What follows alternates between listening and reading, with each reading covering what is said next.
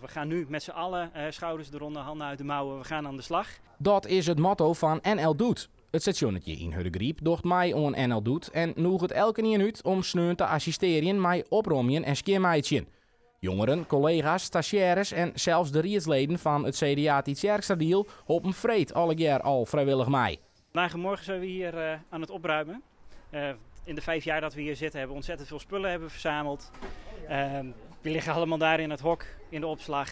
Dus we dachten, alles wat we niet meer nodig hebben, dat moet gewoon weg. En dan kunnen we met de schone lei weer verder.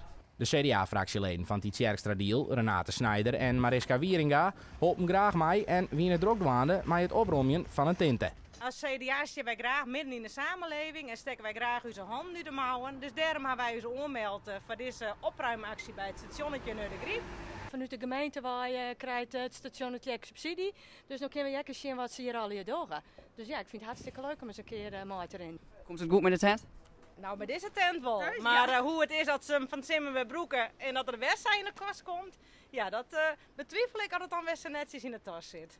Het stationnetje in Hurdegriep is een van de 4 locaties in Friesland waar jongeren aan haar leerdoel werkje kennen. Tussen de 12 en 30 jaar kun je komen om overal aan te werken waar je aan wilt werken. Dus wat voor doel je ook hebt. Even een paar voorbeelden. Gitaar leren spelen, een baan zoeken, je eigen woning vinden. Maar ook gewoon jongeren die andere mensen willen ontmoeten. Of bijvoorbeeld als doel hebben, hoe maak je vrienden? Echt, alles kan. Dus er hoeft ook niet, er hoeft niks te spelen. Je kan ook gewoon denken, nou, ik heb een tijdje niks te doen. Ik loop hier naar binnen, ik ga gewoon wat doen.